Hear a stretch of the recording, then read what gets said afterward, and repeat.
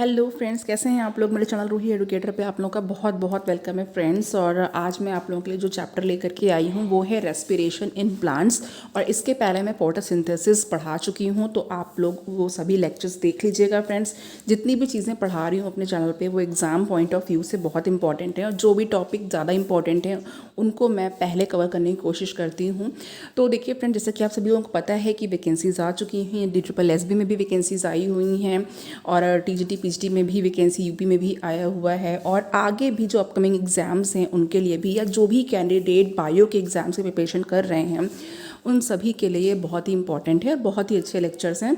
तो आप जितने भी लोग मेरे चैनल पर हैं, जो भी मेरे सब्सक्राइबर हैं, जो भी मेरे चैनल देखते हैं अपना टाइम निकाल करके और मेरे चैनल को वैल्यू देते हैं, उन सब के लिए मेरा बहुत बहुत थैंक यू है फ्रेंड्स। और अगर आपको लेक्चर अच्छा लगे तो प्लीज़ लाइक भी दे दीजिएगा और सब्सक्राइब भी करिएगा। ओके, तो चलिए स्टार्ट करते हैं। देखिए, आज यहाँ पे जो रेस्पिरेशन इन प्लांट है इसमें हम जो पढ़ने वाले हैं उसको थोड़ा सा इंट्रोडक्शन पहले देख लेते हैं। देखिए, रेस्पिरेशन इन प्लांट, तो ऑक्सीडेशन जो है हमारे जो बॉडी में हम लोग जो भी खाना खाते हैं फ्रेंड, जैसे कि हम कार्बोहाइड्रेट लेते हैं रोटी चावल के फॉर्म में, हम प्रोटीन लेते हैं दाल के फॉर्म में, ओके, तो और फैट लेते हैं, ऑयल लेते हैं, तो ये सारी जो चीज़ें हैं ये क्या हैं, ये मैक्रोमोलिक्यूल्स हैं। और ये मैक्रोमोलिक्यूल्स जो जब भी बॉडी में ये माइक्रोमोलिक्यूल्स जाते हैं फूड के फॉर्म में, उसके बाद इनका डाइजेशन होता है, ऑक्सीडेशन होता है। तो ऑक्सीडेशन में जो भी एनर्जी प्रोड्यूस होती है हमारी बॉडी के अंदर, ठीक है, वो किस प्रोसेस से होती है, ये जो प्रोसेस होता है उसके बाद वो क्या कहलाता है, वो कहलाता है रेस्पिरेशन। तो देखिए, oxidation of micromolecules to produce energy that takes place inside the body is called as respiration. Okay, तो ये सबको समझ में आ गया। नाउ अब देखिए, जो प्लांट्स होते हैं उसमें जो पहला प्रोसेस होता है वो फोटोसिंथेसिस का होता है, और इसके बाद रेस्पिरेशन या फिर सेल रेस्पिरेशन होता है।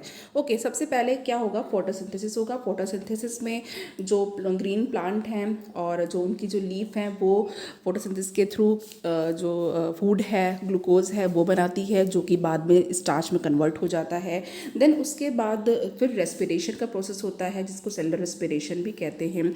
और इस सेलुलर रेस्पिरेशन में बायोलॉजिकल ऑक्सीडेशंस होते हैं ऑर्गेनिक मॉलिक्यूल से, और मॉलिक्यूल्स जो ऑर्गेनिक मॉलिक्यूल्स है अगेन ये आपका कार्बोहाइड्रेट है, ठीक है। नाउ अब यहाँ पे जो ब्रेकिंग अप होती है कार्बन कार्बन बॉन्ड्स की, तो इस ब्रेकिंग के लिए जो एंजाइम्स हैं वो उनकी ज़रूरत पड़ती है। तो ये एंजाइम का यूज़ करके इस कार्बन कार्बन बॉन्ड की ब्रेकिंग, क्योंकि ऑर्गेनिक मॉलिक्यूल्स हैं तो ऑर्गेनिक मॉलिक्यूल का जो कंपोजिशन होता है उसमें कार्बन कार्बन के बॉन्ड्स होते हैं। तो इसके बाद जब इनका ब्रेकिंग होता है तो एनर्जी रिलीज होती है, और ये एनर्जी जो रिलीज होती है वो ATP एडेनोसिन ट्राइफॉस्फेट के फॉर्म में रिलीज होती है। और ATP का पावर हाउस माइटोकॉन्ड्रिया होता है सेल में, ये आपको पता है। प्लांट सेल में जो ATP का, और जो एनिमल सेल हैं ATP का जो पावर हाउस है वो माइटोकॉन्ड्रिया होता है। ओके, यूकैरियोट्स की अगर हम बात करें तो यूकैरियोट्स में जो फोटोसिंथेसिस वो क्लोरोप्लास्ट में होती है। अभी मैंने फोटोसिंथेसिस का पूरा चैप्टर ही पढ़ाया हुआ है, तो आप वहाँ पे सब कुछ आपको पता चल गया होगा। और जो रेस्पिरेशन है वो साइटोप्लाज्म में और माइटोकॉन्ड्रिया में होता है। और इस प्रोसेस में जो रिक्वायरमेंट होती है वो क्या होती है, कंटिन्यूअस एनर्जी की सप्लाई की रिक्वायरमेंट होती है, कि मतलब एनर्जी की सप्लाई रुकना नहीं चाहिए, supply of energy for the survival of living organism. जिस भी ऑर्गेनिज्म में, लिविंग ऑर्गेनिज्म में हो रही है तो उसको एनर्जी की सप्लाई ATP से होती है। नाउ अब यहाँ पर अगर हम लोग आगे बात करें तो देखिए, यहाँ पे जो सेलुलर रेस्पिरेशन है वो ऑलमोस्ट सभी लिविंग सेल्स के लिए कॉमन होता है। कुछ की अगर हम बात करें, उनको छोड़ दें क्योंकि एक्सेप्शंस तो हर जगह पे हैं, एक्सेप्शंस आर एवरीवेयर। तो क्या होता है, जो प्लांट्स हों या एनिमल हों या माइक्रोब्स हों, सबको एनर्जी की रिक्वायरमेंट होती है सर्वाइव करने के लिए। नाउ अब हम लोग सेलुलर रेस्पिरेशन के मेन टॉपिक पर आ जाते हैं। तो देखिए, सेलुलर रेस्पिरेशन का जो टॉपिक है इसको पढ़ते हैं। अब ये क्या है, ये एक मैकेनिज्म है of the breakdown of complex organic compounds. इस मैकेनिज्म में जो कॉम्प्लेक्स ऑर्गेनिक कंपाउंड है इनका ब्रेकडाउन होता है, और इस ब्रेकडाउन के लिए ऑक्सीजन की भी ज़रूरत होती है। तो ये ऑक्सीजन की हेल्प से इन कॉम्प्लेक्स ऑर्गेनिक कंपाउंड्स का ब्रेकडाउन होता है और फिर एनर्जी रिलीज होती है। ओके, अब ऑक्सीडेशन जो है वो एक कॉम्प्लेक्स प्रोसेस है, इनकी रिएक्शंस भी हैं, वो भी हम आगे देखेंगे। तो जब ऑक्सीडेशन होता है तो जो सेल की एनर्जी है वो स्लो और स्टेप वाइज रिएक्शन होती है और ये एक एंजाइम से कंट्रोल्ड होती है। और ये जो केमिकल एनर्जी है वो ट्रैप्ड होती है इसमें, और in the form of ATP, adenosine triphosphate. और जो एटीपी है फिर वो आगे ब्रेक डाउन होता है और एनर्जी जिसको भी ज़रूरत, जिस भी प्रोसेस के लिए एनर्जी चाहिए होती है वहाँ पे उस एटीपी के ब्रेकडाउन से एनर्जी मिल जाती है। नाउ एटीपी क्या किस तरीके से वर्क करता है? जो एटीपी होता है ये यहाँ पे energy currency of the cell की तरह वर्क करता है। Okay, energy currency of the cell की तरह वर्क करता है। जो एनर्जी एटीपी में ट्रैप्ड होती है वो वेरियस एनर्जी रिक्वायरिंग प्रोसेसेस में जो कि ऑर्गेनिज्म को चाहिए होती हैं, ठीक है, ये प्रोसेसेस उसमें ये एनर्जी का यूटिलाइजेशन होता है, यूज़ होता है। और जो कार्बन स्केलेटन है वो जो रेस्पिरेशन के दौरान जो प्रोड्यूस होता है वो यूज़ होता है for the biosynthesis of the other molecule of the cells. Okay, now अगर जनरलाइज केमिकल रिएक्शन जो कि रिप्रेजेंट कर रही है सेल रेस्पिरेशन को, उसकी बात अगर हम करें तो यहाँ पे देखिए ग्लूकोज का मॉलिक्यूल है C6H12O6। यहाँ पे आप देखिए कार्बन के 6 मॉलिक्यूल हैं। देन यहाँ पे O2 है, O2 के यहाँ पे 6 मॉलिक्यूल लिए गए हैं। एंड यहाँ पे जो हमारे पास प्रोडक्ट बना हुआ है ये कार्बन डाइऑक्साइड के 6 मॉलिक्यूल हैं एंड वाटर के 6 मॉलिक्यूल हैं एंड साथ ही साथ एनर्जी है। अब रेस्पिरेशन में होता क्या है? ऑक्सीजन का यूटिलाइजेशन होता है। जैसे कि हम सभी लोग रेस्पिरेशन कर रहे हैं, एनिमल्स में रेस्पिरेशन जब होता है तो हम लोग ऑक्सीजन को अंदर लेते हैं, ब्रीदिंग इन करते हैं एंड CO2 को ब्रीद आउट करते हैं। तो यहाँ पे देखिए ऑक्सीजन का यूटिलाइजेशन हो रहा है। ऑन द अदर हैंड जो कार्बन डाइऑक्साइड है, वाटर है, एनर्जी है, ये रिलीज हो रही है एज अ प्रोडक्ट। तो ये जो प्रोसेस है ये ऑक्सीजन की एब्सेंस में भी हो सकता है। ओके, और सेल में जो ब्रेकडाउन होती है ऑर्गेनिक कॉम्प्लेक्स मॉलिक्यूल का, और ये एरोबिक भी हो सकता है। एरोबिक मीन्स कि ऑक्सीजन की प्रेजेंस है, और एनारोबिक भी हो रहा है, इट मीन्स कि ऑक्सीजन की एब्सेंस है। ओके, तो एरोबिक एंड एनारोबिक दोनों ही तरीके से ये हो सकता है। तो यहाँ पे हम लोग pathway of glucose utilization in the cell देख लेते हैं कि इस ग्लूकोज का यूटिलाइजेशन कैसे कैसे हो सकता है। देखिए ग्लूकोज है, ग्लूकोज में उसके बाद फिर यहाँ पे ग्लाइकोलिसिस का पाथवे है। ग्लाइकोलिसिस में अगर यहाँ पे देखिए अगर ऑक्सीजन नहीं है, विदाउट ऑक्सीजन है, तो ये जो पाथवे होगा वो फर्मेंटेशन का होगा। देन यहाँ पे फर्मेंटेशन होगा। ओके, तो लैक्टिक एसिड्स एनिमल्स के लिए हैं and ethyl alcohol and CO2 plants और एंड फंजाई के लिए हैं। ओके, और ऑक्सीजन मिलती है तो एरोबिक जो होगा या सेल में जो रेस्पिरेशन होगा वो एरोबिक होगा। देन उसके बाद एसिटिल कोएंजाइम A बनेगा एंड क्रेब्स साइकिल में एंटर करेगा। देन उसके बाद ETS electron transport system carry होगा। नाउ अब यहाँ पे रेस्पिरेटरी सबस्ट्रेट की अगर हम बात करें तो रेस्पिरेटरी सबस्ट्रेट में देख लेते हैं। देखिए जो कंपाउंड जो भी बायोलॉजिकल ऑक्सीडेशन जिनका होता है, ओके, तो वो क्या कहलाते हैं? ये रेस्पिरेटरी सबस्ट्रेट कहलाते हैं। ये रेस्पिरेटरी सबस्ट्रेट कार्बोहाइड्रेट भी हो सकते हैं। ये सबस्ट्रेट है, इस पर एक्शन होगा, एंजाइम्स का एक्शन होगा, रिएक्शन होगी, ठीक है। तो ये जो सबस्ट्रेट है ये कार्बोहाइड्रेट भी हो सकते हैं, फैट हो सकता है, प्रोटीन हो सकता है, या फिर ऑर्गेनिक एसिड हो सकता है। नाउ कार्बोहाइड्रेट जो है वो मोस्ट प्रिफर्ड सबस्ट्रेट होते हैं बायोलॉजिकल ऑक्सीडेशन में। ओके, तो सबसे पहले कार्बोहाइड्रेट का ही ऑक्सीडेशन वो प्रेफर किया जाता है, और बाकी जो दूसरे सबस्ट्रेट हैं वो किसी खास कंडीशन में से या सर्टेन स्पेसिफिक कंडीशंस में वो यूज़ होते हैं। और on the basis of respiratory substrate जो भी यूज़ होता है, तो जो ब्लैकमैन है उन्होंने रेस्पिरेशन को 2 टाइप बताए। यहाँ पे याद रखिएगा इनका नेम, ब्लैकमैन ने रेस्पिरेशन के 2 टाइप्स बताए थे। एक तो फ्लोटिंग रेस्पिरेशन होता है। फ्लोटिंग रेस्पिरेशन जब होता है जब रेस्पिरेटरी सबस्ट्रेट फैट या फिर कार्बोहाइड्रेट होता है। अगर फैट या फिर कार्बोहाइड्रेट को यूज़ किया जा रहा है एज अ रेस्पिरेटरी सबस्ट्रेट तो इसे फ्लोटिंग रेस्पिरेशन कहा जाएगा। और अगर रेस्पिरेटरी सबस्ट्रेट प्रोटीन है तो इस केस में इसे प्रोटोप्लाज्मिक रेस्पिरेशन कहा जाएगा। नाउ इतनी चीज़ें क्लियर हो गई होंगी आपको। अब एरोबिक रेस्पिरेशन में अगर हम देखें तो एरोबिक रेस्पिरेशन जो प्रोसेस होता है ये अगेन यहाँ पे जो कंप्लीट ऑक्सीडेशन होता है ग्लूकोज का, और उसके बाद एनर्जी का एक्सट्रैक्शन होता है और ये स्टोर कर ली जाती है, स्टोर हो जाती है ATP मॉलिक्यूल में। ओके, क्योंकि एनर्जी का स्टोरेज जो होता है ATP में ही होता है, और जब भी एनर्जी की रिक्वायरमेंट होती है तो ATP का ब्रेकडाउन होता है। ओके, नाउ अब यहाँ पे देखिए जो रेस्पिरेशन है वो कम्प्लीटली 2 फेजेस में होता है। एक तो यहाँ पे ग्लाइकोलिसिस है और देन दूसरा है आपका breakdown of pyruvic acid. Okay, glycolysis में ग्लूकोज से पायरुविक एसिड बनता है, आपको मालूम है। और फिर उसके बाद यानी कि जो दूसरा प्रोसेस होता है ये पायरुविक एसिड का ब्रेकडाउन होता है। अब यहाँ पे जो एरोबिक रेस्पिरेशन है, तो अब देखिए जो ग्लाइकोलिसिस होती है वो साइटोप्लाज्म में होती है। ओके, ग्लाइकोलिसिस कहाँ पे हो रही है, ये साइटोप्लाज्म में हो रही है। और पायरुविक एसिड का ब्रेकडाउन होता है, और ये जो पायरुविक एसिड का ब्रेकडाउन होता है ये माइटोकॉन्ड्रिया में होता है। और माइटोकॉन्ड्रिया में होता है, और जो पायरुविक एसिड होता है जो ग्लाइकोलिसिस के दौरान बना है अभी अभी, वो साइटोप्लाज्म में जो माइटोकॉन्ड्रिया का साइटोप्लाज्म है उसमें ट्रांसपोर्ट हो जाता है। बहुत ही अच्छी बात है, साइटोप्लाज्म से जो है माइटोकॉन्ड्रिया में ट्रांसपोर्ट हो गया। तो pyruvic acid form during glycolysis is transported from the cytoplasm into the mitochondria.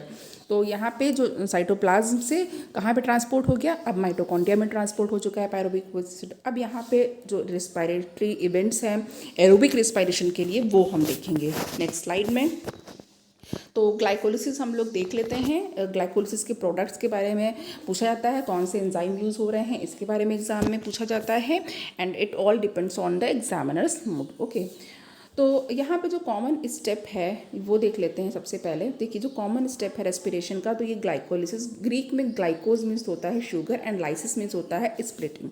तो देखिए स्प्लिटिंग अप ऑफ शुगर, इसमें शुगर की स्प्लिटिंग हो रही है। और ये जो स्कीम है ग्लाइकोलिसिस की वो गस्टाव एम्डेन, ओटो मेयरहोफ एंड जे पैर्नास ने दिया था। और इसको EMP पाथवे भी इसीलिए कहा जाता है, इनके नेम के अकॉर्डिंग, इनका नेम जो बता रहा है, सजेस्ट कर रहा है, इसलिए इसको EMP पाथवे भी कहा जाता है। अब एनारोबिक रेस्पिरेशन में ये जो प्रोसेस है it is the only process in respiration. Okay, अगर एनारोबिक है तो सिर्फ यही प्रोसेस होता है, ग्लाइकोलिसिस ही होता है। ओके, और अगर एरोबिक है तो अभी बताया कि पायरुविक एसिड का आगे ब्रेकडाउन होगा, और फिर क्रेब्स साइकिल है, देन यहाँ एसिटिल कोएंजाइम A बनेगा, क्रेब्स साइकिल है एंड ETS है।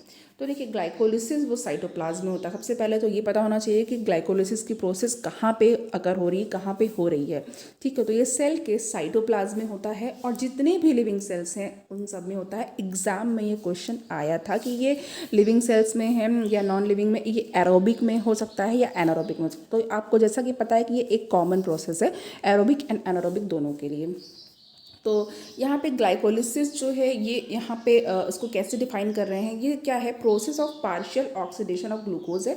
यहाँ पे ग्लूकोज का जो है पार्शियल, फुल्ली नहीं, देखिए पूरा ऑक्सीडेशन नहीं हो रहा है, फुली ऑक्सीडेशन नहीं हो रहा है, पार्शियल ऑक्सीडेशन हो रहा है ग्लूकोज का, और 2 मॉलिक्यूल्स पायरुविक एसिड के बन जाते हैं। नाउ ग्लाइकोलिसिस में ऑक्सीजन की रिक्वायरमेंट नहीं होती है। ओके, तो ग्लाइकोलिसिस में ऑक्सीजन की रिक्वायरमेंट नहीं है। प्लांट्स में जो ग्लूकोज है वो सुक्रोज से डराइव होता है, और जो एंड प्रोडक्ट है फोटोसिंथेसिस का। ओके, और ये स्टोरेज जो है कार्बोहाइड्रेट का वहाँ से भी मिलता है। नाउ जो सुक्रोज है वो ग्लूकोज में कन्वर्ट हो जाता है एंड फ्रक्टोज में कन्वर्ट हो जाता है। क्यों? क्योंकि सुक्रोज एक डाइसैकेराइड है और ये मोनोसैकेराइड के 2 मॉलिक्यूल्स, एक ग्लूकोज से मोनोसैकेराइड होता है, फ्रक्टोज भी, तो ये ग्लूकोज से मोनोसैकेराइड में कन्वर्ट हो जाता है बाय द एंजाइम इन्वर्टेज। तो ग्लूकोज यहाँ पे जो सुक्रोज है वो इन्वर्टेज एंजाइम की एक्टिविटी से ग्लूकोज प्लस फ्रक्टोज में कन्वर्ट हो रहा है। ओके, तो यहाँ पे ग्लूकोज जो है वो यहाँ पे जो सुक्रोज है, सुक्रोज किस में कन्वर्ट हो जाएगा, ग्लूकोज प्लस फ्रक्टोज में कन्वर्ट हो जाएगा। सुक्रोज डाइसैकेराइड है, ग्लूकोज मोनोसैकेराइड है, फ्रक्टोज भी मोनोसैकेराइड है, और जो एंजाइम है वो यहाँ पे इन्वर्टेज है, तो एंजाइम इन्वर्टेज है। नाउ अब यहाँ पे जो 2 मोनोसैकेराइड हैं वो रीडली बहुत जल्दी से, तेज़ी से क्या करते हैं, वो ग्लाइकोलिटिक पाथवे में एंटर कर जाते हैं। ओके, देखिए जितने भी कॉम्प्लेक्स मॉलिक्यूल होते हैं उनको ऑक्सीडेशन के लिए बिल्कुल सिंपलेस्ट मॉलिक्यूल में कन्वर्ट होना पड़ता है। तो यहाँ पे जो सुक्रोज है वो डाइसैकेराइड है, और इसको अपना सिंपल फॉर्म जो है मोनोसैकेराइड की तरह वो लेना पड़ता है, और इसको ब्रेकडाउन होना रहता है। अब उसके बाद ये ग्लाइकोलिटिक पाथवे में एंटर कर जाता है। एनिमल्स में जो स्टार्च है उसका डाइजेशन वो ग्लूकोज में होता है। ओके, जो स्टार्च वो ग्लूकोज में कन्वर्ट हो जाती है, और ये ग्लाइकोलिसिस में यूज़ होती है। नाउ जो फर्स्ट हाफ पाथवे है वो ग्लूकोज को एक्टिवेट करता है, जिससे कि ग्लूकोज एक्टिवेशन फेज कहा जाता है, और जो सेकेंड हाफ जो पाथवे है उसमें एनर्जी का एक्सट्रैक्शन होता है, तो इसलिए एनर्जी एक्सट्रैक्शन फेज कहा जाता है। बहुत ही अच्छा पॉइंट है। देखिए जो फर्स्ट हाफ जो पाथवे होता है इसमें ग्लूकोज का एक्टिवेशन होता है, एंड जो सेकेंड हाफ होता है इसमें एनर्जी का एक्सट्रैक्शन होता है। चलिए अब यहाँ पे इसको हम लोग देख लेते हैं। यहाँ पे फ्रेंड ये जो आपने ग्लाइकोलिटिक पाथवे हर बुक में पढ़ा होगा। ओके, तो इसमें ऐसा कुछ नहीं है कि मैं यहाँ पे कुछ नया लेकर आई हूँ। हाँ, लेकिन इसमें जो मैं बता रही हूँ उसको आपको समझना है। देखिए यहाँ पे ग्लूकोज है। ओके, ग्लूकोज से ग्लूकोज 6 फॉस्फेट बन गया है।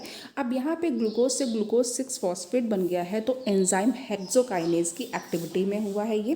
तो यहाँ पे एंजाइम हेक्सोकाइनेज है, इसकी एक्टिविटी हो रही है और ग्लूकोज से ग्लूकोज 6 फॉस्फेट बन गया। नाउ यहाँ पे एटीपी का ब्रेकडाउन हुआ और एडीपी बना है, प्लस इनऑर्गेनिक फॉस्फेट भी बनता है साथ में।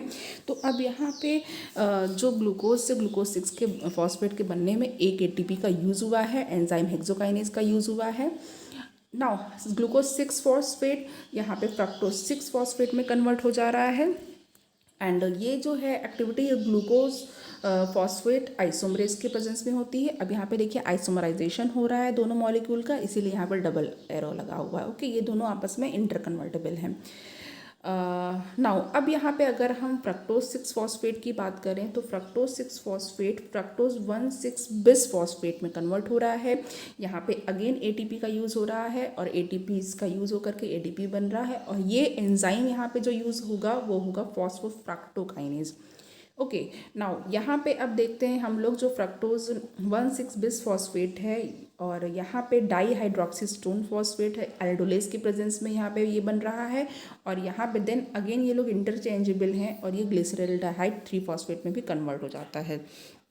अब अगर यहाँ पे हम लोग इन दोनों मॉलिक्यूल्स को देखें तो ये देखिए, अगर जो डाई हाइड्रोक्सी एसीटोन फॉस्फेट है ट्रायोस फॉस्फेट आइसोमरेज की प्रेजेंस में ग्लिसरॉल्डिहाइड 3 फॉस्फेट बनता है एंड यहाँ पे NAD+ से NADH का फॉर्मेशन हो रहा है। देन यहाँ पे 1,3 बिस फॉस्फोग्लिसरेट बन रहा है और यहाँ पे एंजाइम ग्लिसरॉल्डिहाइड 3 फॉस्फेट डिहाइड्रोजनेज है, तो ये एंजाइम भी लिए हुए हैं।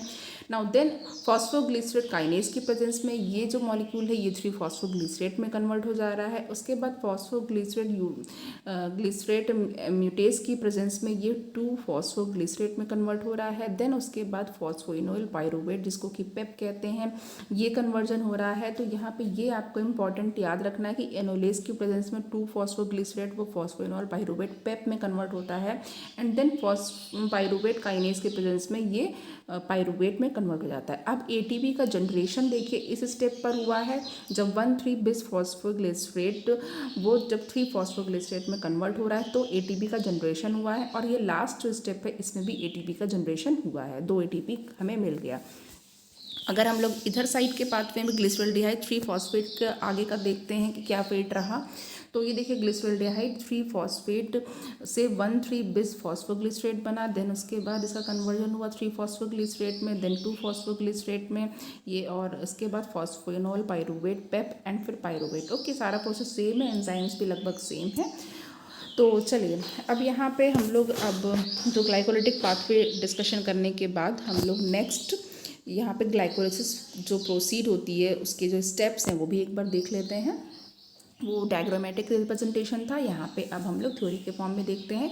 देखिए जो ग्लूकोज है उसका फॉस्फोरिलेशन ग्लूकोज 6 फॉस्फेट में होता है एटीपी के द्वारा, और इस जो एंजाइम है वो हेक्सोकाइनेज है। नाउ ग्लूकोज 6 फॉस्फेट है उसका फॉस्फोरिलेशन हो रहा है और ये ग्लूकोज का फॉर्मेशन हो रहा है, देन उसका आइसोमराइजेशन हो रहा है और फ्रक्टोज 6 फॉस्फेट के द्वारा, और फ्रक्टोज 6 फॉस्फेट में और जो एंजाइम है वो फॉस्फोहेक्सो आइसोमरेज है। ओके, देन उसके बाद यहाँ पे फ्रक्टोज 6 फॉस्फेट वो फॉस्फोरिलेटेड हो रहा है और ये फ्रक्टोज 1,6 फॉस्फेट बना रहा है in the presence of enzyme फॉस्फोफ्रक्टोकाइनेज, और जो पेसमेकर एंजाइम है ये ईएमपी पाथवे का। देखिए यहाँ पे ये चीज़ बहुत इंपॉर्टेंट है कि जो फॉस्फोफ्रक्टोकाइनेज है उसे ईएमपी पाथवे का पेसमेकर एंजाइम कहते हैं। पेसमेकर आपको पता है जब हम लोग हार्ट के बारे में पढ़ते हैं तो आर्टिफिशियल हार्ट जो कि स्पंदन या फिर जो कि पल्स क्रिएट करता है वो पेसमेकर होता है। ओके, तो नाउ अब फास्फोरिलेशन के दौरान जो एटीपी होता है वो एडीपी में कन्वर्ट हो जाता है और यहाँ पे जो ग्लूकोज होता है वो फ्रक्टोज 1,6 बिस फॉस्फेट में कन्वर्ट हो जाता है और अब यहाँ तक 2 एटीपी मॉलिक्यूल का यूज़ हो चुका होता है। नाउ फ्रक्टोज 1,6 बिस फॉस्फेट वो डाईहाइड्रोक्सी एसीटोन फॉस्फेट और 3 फॉस्फोग्लिसरॉल्डिहाइड जिसको पी-गैल भी कहते हैं इसमें स्प्लिट हो जाता है। ओके, और जो एंजाइम है यहाँ पे वो एल्डोलेज है, इसको भी आपको याद रखना है। एल्डोलेज आइसोमरेज की प्रेजेंस में ये हो रहा है ना। अब टू जो ट्रायोस फॉस्फेट हैं वो इंटर कन्वर्टेबल होते हैं, और जो भी एंजाइम होता है और ये ट्रायोस फॉस्फेट आइसोमरेज होता है और ये इनके इंटर कन्वर्जन में हेल्प करता है। अब यहाँ पे जो हमारे पास पॉइंट है कि जो ग्लिसरॉल्डिहाइड 3 फॉस्फेट या फिर जो 3 फॉस्फोग्लिसरॉल्डिहाइड होता है ये 1,3-bis फॉस्फोग्लिसरेट BPGA में कन्वर्ट हो रहा है, और इस कन्वर्जन में NAD+ NADH+ में कन्वर्ट हो रहा है। 2 रेडॉक्स इक्विवेलेंट्स हैं जो रिमूव हो रहे हैं from of 2 hydrogen atoms from the PGAL, और जो ट्रांसफ़र हो रहा है मॉलिक्यूल का to a molecule of NAD+ पे ट्रांसफ़र हो रहा है। नाउ पी गैल वो ऑक्सीडाइज हो रहा है और इनऑर्गेनिक फॉस्फेट जो है वो कन्वर्ट हो रहा है BPGA में। Okay, with the inorganic phosphate के साथ, मतलब यानी जो पी गैल है वो इनऑर्गेनिक फॉस्फेट के साथ ऑक्सीडाइज हो रहा है और इसके बाद BPGA मिल जा रहा है। नाउ एंजाइम जो कि कैटालाइज होता है, करता है इस रिएक्शन को, ये है ग्लिसरॉल्डिहाइड फॉस्फेट डिहाइड्रोजनेज। ओके, चलिए नेक्स्ट हमारे पास जो स्टेप है वो क्या है। अब यहाँ पे जो 1,3-bis फॉस्फोग्लिसरेट है वो 3 फॉस्फोग्लिसरेट में कन्वर्ट हो रहा है। एंजाइम है फॉस्फोग्लिसरेट काइनेज, और इस रिएक्शन में जो ADP है एडेनोसिन डाइफॉस्फेट है वो ATP में कन्वर्ट हो रही है, और यहाँ पे ATP का डायरेक्ट सिंथेसिस हो रहा है फ्रॉम द मेटाबोलाइट्स, और इसे क्या कहते हैं, सबस्ट्रेट लेवल फॉस्फोराइलेशन। तो वेरी इंपॉर्टेंट है, ये सबस्ट्रेट लेवल फॉस्फोराइलेशन है। नाउ 3 ग्लिसरेट जो फॉस्फोग्लिसरेट है वो अब फॉस्फोग्लिसरेट म्यूटेज के एक्शन से 2 फॉस्फोग्लिसरेट में कन्वर्ट हो रहा है। नाउ जो एनोलेज एंजाइम है वो 2 फॉस्फोग्लिसरेट पे एक्ट कर रहा है और इसको फॉस्फोइनोल पाइरूवेट में कन्वर्ट कर रहा है। ओके, नाउ अब यहाँ पे फॉस्फोइनोल पाइरूवेट है वो पाइरूवेट काइनेज पे एक्ट कर रहा है। जो फॉस्फोइनोल पाइरूवेट है वो पाइरूवेट काइनेज पे एक्ट कर रहा है, और ये जो है पाइरूविक एसिड में कन्वर्ट हो रहा है। अब ये जो स्टेप है ये भी सबस्ट्रेट लेवल फॉस्फोरिलेशन का है, क्योंकि यहाँ पे ATP रिलीजिंग स्टेप पे यहाँ पे भी ATP प्रोड्यूस हो रही है या रिलीज हो रही है। नेक्स्ट देखिए जो स्पेशल फीचर है ग्लाइकोलिसिस का वो कैसे समराइज हो सकता है। देखिए हर मॉलिक्यूल जो ग्लूकोज का हर एक मॉलिक्यूल वो 2 मॉलिक्यूल ऑफ पाइरूविक एसिड को आफ्टर पार्शियल ऑक्सीडेशन वो प्रोड्यूस कर रहा है, और यानी कि एंड ऑफ द ग्लाइकोलिसिस में ना जो नेट गेन है वो ATP का, वो इस प्रोसेस में 2 ATP मॉलिक्यूल का नेट गेन हो रहा है।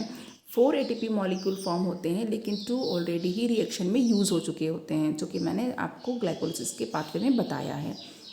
नाउ इस कन्वर्जन में जो ग्लिसरॉल्डिहाइड 3 फॉस्फेट है वो 1,3-bis फॉस्फोग्लिसरिक एसिड में जो है कन्वर्ट हो रहा है, यानी ग्लिसरॉल्डिहाइड 3 फॉस्फेट वो 1,3-bis फॉस्फोग्लिसरिक एसिड में कन्वर्ट हो रहा है, और 1 मॉलिक्यूल NADH+ का वो फॉर्म हो रहा है, और हर मॉलिक्यूल ग्लूकोज का उससे 2 molecule of 1,3-bis phosphoglyceric acid वो मिल रहा है।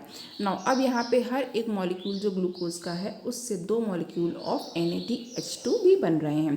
देखिए यहाँ पे जो एरोबिक रेस्पिरेशन है, जब ऑक्सीजन अवेलेबल होती है तो हर एक ईच NADH2 वो 3 ATP बनाता है और वाटर बनाता है through electron transport of the mitochondria. Okay, और इस प्रोसेस में हाफ ऑक्सीजन मॉलिक्यूल यूटिलाइज होता है for the synthesis of each water molecule. तो नाउ अब यहाँ पे आगे देख लेते हैं कुछ इंपॉर्टेंट यहाँ पे जो चीज़ें हैं वो देखिए। जो फेट ऑफ पाइरूविक एसिड है इसके बारे में देखते हैं। पाइरूविक एसिड ग्लाइकोलिसिस का की प्रोडक्ट होता है। ओके, पाइरूविक एसिड ग्लाइकोलिसिस का की प्रोडक्ट है, और जो पाइरूविक एसिड का फेट है वो सेलुलर नीड्स पे, जैसे कि ज़रूरत होती है उस पर डिपेंड करता है। तो यहाँ पे 3 मेजर वेज हैं जिसमें कि डिफरेंट सेल्स जो है वो पाइरूविक एसिड को हैंडल करती हैं, और यहाँ पे देखिए लैक्टिक एसिड फर्मेंटेशन होता है, अल्कोहलिक फर्मेंटेशन होता है, एंड एरोबिक रिस्पिरेशन होता है। इन तीनों में ही पाइरूविक एसिड का यूज़ है। नाउ जो फर्मेंटेशन होता है अंडर एनारोबिक कंडीशंस वो बहुत मैनी प्रोकैरियोट्स में वो और यूनिसेल यूकैरियोट्स में होता है, और कंप्लीट ऑक्सीडेशन ऑफ ग्लूकोज जो है उससे CO2 और H2O बनता है। जब भी किसी ऑर्गेनिक मॉलिक्यूल का कंप्लीट ऑक्सीडेशन होता है तो CO2 वाटर बनता है। नाउ अब यहाँ पे देखिए ऑर्गेनिज्म जो कि क्रेब साइकिल को अडॉप्ट कर लेते हैं, यानी जिनमें क्रेब साइकिल होती है, तो इसे क्या कहते हैं, ये एरोबिक रेस्पिरेशन कहलाता है। इसमें ऑक्सीजन की सप्लाई की रिक्वायरमेंट होती है। तो यहाँ पे देखिए पेपर कॉस्टिशियो स्कीम है जो कि इंटर रिलेशनशिप प्रेजेंट कर रही है between the aerobic and anaerobic respiration. Okay, now अब यहाँ पे हमें oxidative decarboxylation of pyruvic acid समझना है। तो इसको देख लेते हैं। देखिए जो पायरुवेट है जो कि ग्लाइकोलिटिक कैटाबॉलिज्म से फॉर्म हो रहा है। ओके, पायरुवेट ग्लाइकोलिटिक कैटाबॉलिज्म से फॉर्म हो रहा है ऑफ द कार्बोहाइड्रेट्स और इन दी साइटोसोल, और इसके बाद फिर ये माइटोकॉन्ड्रियल मैट्रिक्स में एंटर कर जाता है और फिर ये ऑक्सीडेटिव डीकार्बोक्सिलेशन में चला जाता है by the complex set of reactions. Okay, और ये पायरुवेट डिहाइड्रोजनेज के द्वारा कैटेलाइज होता है। देखिए यहाँ पे एक रिएक्शन के फॉर्म में दिया हुआ है। जो पायरुविक एसिड है 3 कार्बन कंपाउंड होता है ये, और देन को एंजाइम NAD+, और यहाँ पे हमारे पास एक मेटल है जिसको कह रहे हैं मैग्नीशियम 2+, एंड देन ये कन्वर्जन जो हो रहा है, प्रोडक्ट जो बन रहा है, ये है acetyl coenzyme CO2 NADH plus carbon dioxide. Okay, now अब यहाँ पे जो 2 मॉलिक्यूल्स है पायरुविक एसिड के, ये 1 ग्लूकोज मॉलिक्यूल से फॉर्म होते हैं। ओके, यानी 1 ग्लूकोज मॉलिक्यूल से 2 मॉलिक्यूल्स ऑफ पायरुविक एसिड वो फॉर्म हो रहा है, और ये ग्लाइकोलिसिस के प्रोसेस में फॉर्म हो रहा है। Now undergo the formation of 2 molecule, और ये जो है 2 molecules of acetyl coenzyme and 2 molecule of CO2 और 2 NADH प्लस H2H+ बनाते हैं। इस रिएक्शन को कहते हैं लिंक रिएक्शन, या फिर ट्रांजिशन रिएक्शन, या फिर gateway reaction of aerobic respiration. Now अब यहाँ पे जो NADH2 मॉलिक्यूल है वो बनता है, और ये ETS में इलेक्ट्रॉन ट्रांसपोर्ट सिस्टम में एंटर कर जाता है। और इलेक्ट्रॉन ट्रांसपोर्ट सिस्टम कहाँ पे चल रहा है, ये चलता है माइटोकॉन्ड्रिया में, और एनर्जी का रिलीज होता है। चलिए अब ट्राइकार्बोक्सिलिक एसिड साइकिल के बारे में देख लेते हैं। ये जो ट्राइकार्बोक्सिलिक एसिड साइकिल है, इसे क्रेब साइकिल या फिर सिट्रिक एसिड साइकिल भी कहा जाता है। तो जो एसिटिल कोएंजाइम A है वो साइक्लिक पाथवे में इंटर करता है। ओके, और ये जो पाथवे है ये क्रैब साइकिल कहलाता है। क्रैब साइकिल जो नेम दिया गया था वो इनके साइंटिस्ट हांस क्रेब के द्वारा दिया गया था, जो कि पहले इन्होंने जो मसल्स होती हैं, फ्लाइट मसल्स होती हैं पिजन में, इन 1937 उसमें ये रिसीडेट किया था। ओके, नाउ और इनको नोबेल प्राइज़ भी मिला हुआ है। इनका वर्क जो था वो 1953 में इनको नोबेल प्राइज़ मिला था। अब देखिए यहाँ पे जो रिएक्शन है ये क्या है। देखिए यहाँ पे इस रिएक्शन में क्या होता है, जो हाइड्रोजन एटम्स होते हैं वो एसिटिल कोएंजाइम A से रिमूव होते हैं, और ये कोएंजाइम्स को ट्रांसफ़र होते हैं, और आगे ETS में प्रोसेस चलता रहता है। ये जो साइकिल है ये सिट्रिक एसिड साइकिल कहलाती है। और क्यों, क्योंकि यहाँ पे सिट्रिक एसिड का फॉर्मेशन फर्स्ट स्टेप में होता है।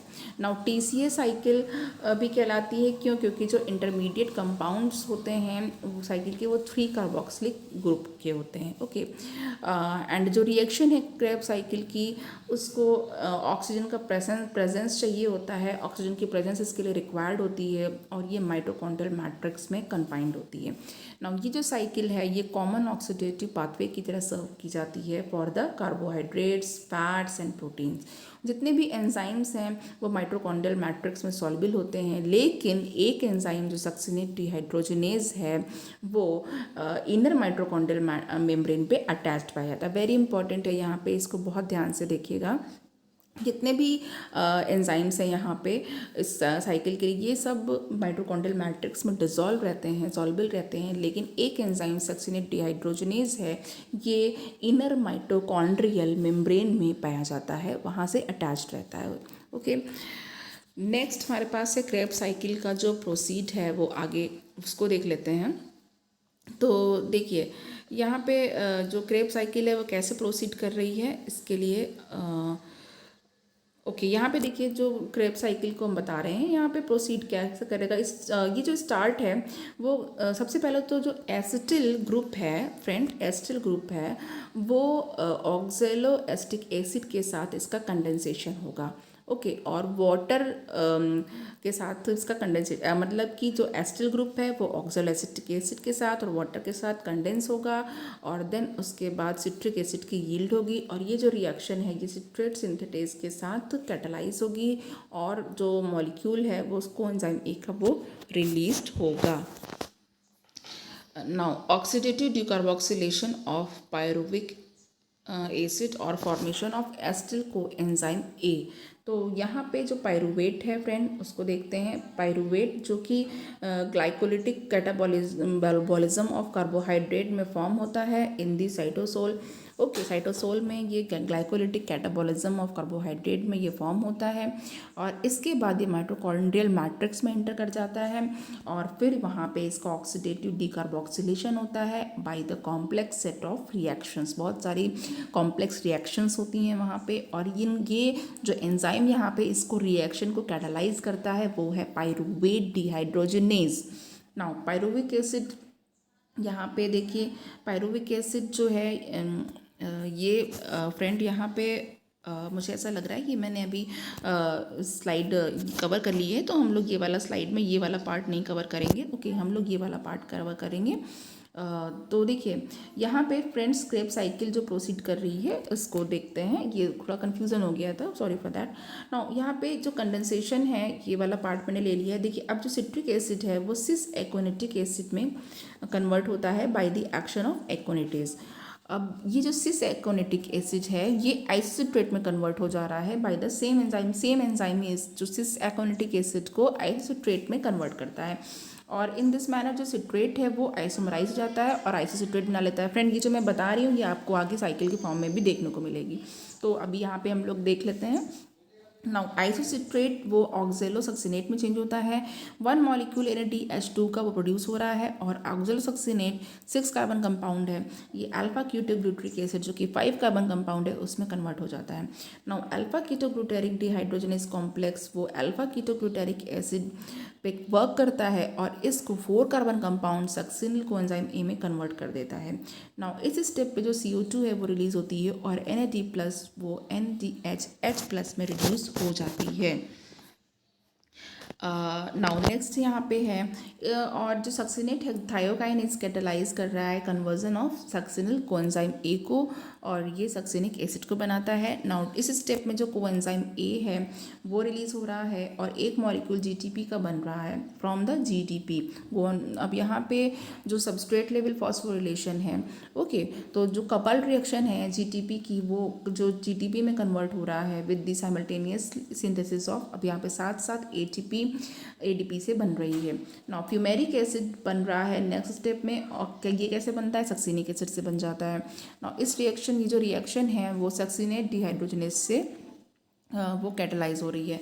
अब यहाँ पे इस रिएक्शन में जो FAD मॉलिक्यूल है वो FADH2 में रिड्यूस हो रहा है।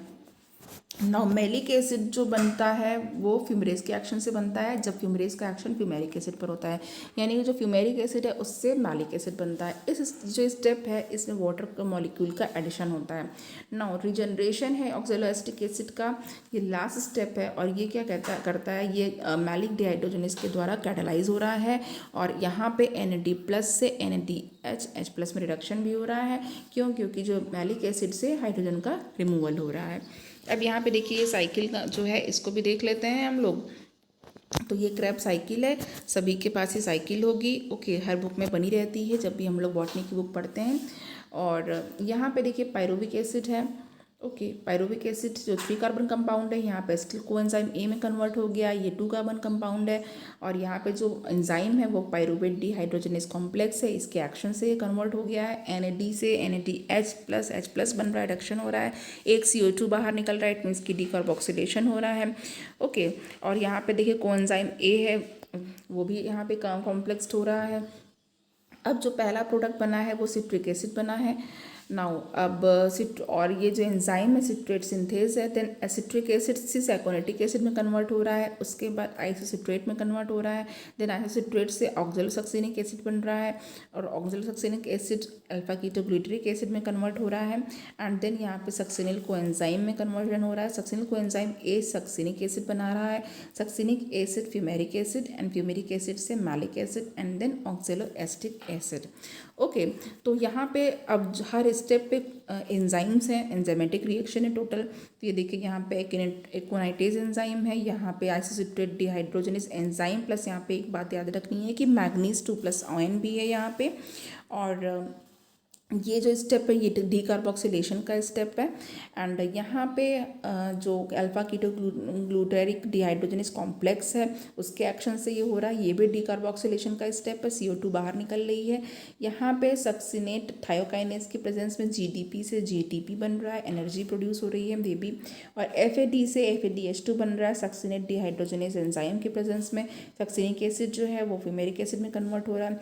नाउ फ्यूमेरेज की प्रेजेंस में फ्यूमेरिक एसिड मैलिक एसिड में कन्वर्ट हो रहा है और लास्ट में जो मैलिक डिहाइड्रोजनेस की प्रेजेंस में मैलिक एसिड ऑक्जेलोएसिटिक एसिड जो कि 4 कार्बन कंपाउंड है उसमें कन्वर्ट हो रहा है। ओके, पायरुविक एसिड में 3 कार्बन थे फ्रेंड, एसिटिल कोएंजाइम 2 कार्बन थे और जो अब फर्स्ट प्रोडक्ट बना वो 6 कार्बन का बना जो कि रिड्यूस होकर के 4 कार्बन प्रोडक्ट में रह गया। ओके, नाउ क्रेब्स साइकिल का पाथवे था, ये आप सभी ने देख लिया फ्रेंड। और यहाँ पे फ्रेंड अब जो आगे मुझे बताना है उसको देख लेते हैं। देखिए जो एक वन मॉलिक्यूल जो ATP का है वो कहाँ से मिल रहा है, वाया डायरेक्ट GTP से मिल रहा है और 3 NADH2 हैं, 1 FADH2 है और 2 मॉलिक्यूल्स ऑफ CO2 के वो पर molecule of acetyl coenzyme A के ऑक्सीडेशन पे रिलीज हो रहे हैं। यानी कि एक मॉलिक्यूल एसिटिल कोएंजाइम का ऑक्सीडेज होगा तो आपको ये सारी चीज़ें मिलेंगी। एंड जो 2 मॉलिक्यूल्स ऑफ पायरुविक एसिड के फॉर्म होते हैं वो 1 ग्लूकोज मॉलिक्यूल से, तो जो TCA है उसको 2 टाइम्स होना चाहिए। यानी कि TCA जो है ये cycle must occur twice for each molecule of glucose respired. Okay, now अब यहाँ पे इनका जो नंबर्स है वो डबल कर सकते हैं हम लोग। यहाँ पे देखिए 2 ATP हो जाएगी ये and 8 NADH2 and 2 FADH2 are formed from the 2 molecule of acetyl coenzyme A। और ये कहाँ से आ रहा है, from molecule of glucose. Okay, 1 molecule of glucose, क्योंकि एक मॉलिक्यूल ग्लूकोज का वो 2 enzyme of acetyl coenzyme A बना रहा है। नाउ अब यहाँ पे जो ऑक्सीडेशन है एसिटिल कोएंजाइम A का वो TCA साइकिल के द्वारा होता है। इसको क्या चाहिए, इसको कंटिन्यूसली रिप्लेनिशमेंट ऑफ ऑक्सोलोएसिटिक एसिड चाहिए जो कि फर्स्ट मेंबर ऑफ साइकिल होता है। और इन एडिशन इसको एनर्जी भी चाहिए जो कि NAD+ और FAD+ फ्रॉम द NADH और FADH2 से मिल रही है। ओके, नाउ अब जो अगर हम इस रिएक्शन को समराइज करेंगे तो हम लोग कैसे समराइज़ कर सकते हैं। देखिए ये जो रिएक्शन है इसको समराइज़ अगर हम लोग करेंगे तो ये पायरुविक एसिड है, ये 4 NAD+ है, FAD+ है, 2 वाटर मॉलिक्यूल हैं, ADP+ PI यानी इनऑर्गेनिक फॉस्फेट है। माइटोकॉन्ड्रियल मैट्रिक्स में ये रिएक्शन हो रही है क्रेब्स साइकिल की।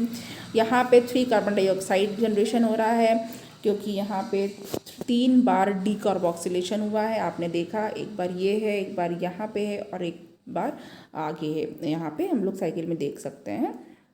तो यहाँ पे चूँकि 3 टाइम्स आपका जो कार्बन यहाँ पे देखिए इस स्टेप पे, तो 3 स्टेप पे आपको पता चल गया। तो यहाँ पे जो 3 CO2 मॉलिक्यूल हैं इनका यहाँ पे प्रोडक्शन हुआ है यहाँ पे गैस के फॉर्म में एंड यहाँ पे 4 NADH+ 4H+ बन गया, FAD से FADH2 बन गया, ADP+ इनऑर्गेनिक फॉस्फेट से ATP बना है एंड वाटर का मॉलिक्यूल है।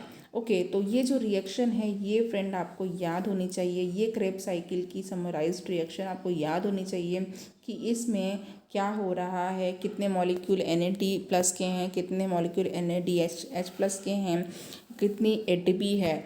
ओके, तो यहाँ पे देखिए फ्रेंड आज ये क्रेब्स साइकिल जो है ये आपने समझ ली और आज मेरा लेक्चर यहाँ तक के लिए ही था और आगे भी मैं रेस्पिरेशन पे अब बना रही हूँ लेक्चर, तो आगे भी कंटिन्यू रहेगा। तो प्लीज़ आप लोग देखिए लेक्चर को, इससे सीखिए और इसका यूटिलाइजेशन करिए। अपना ख्याल रखिए। Thank you.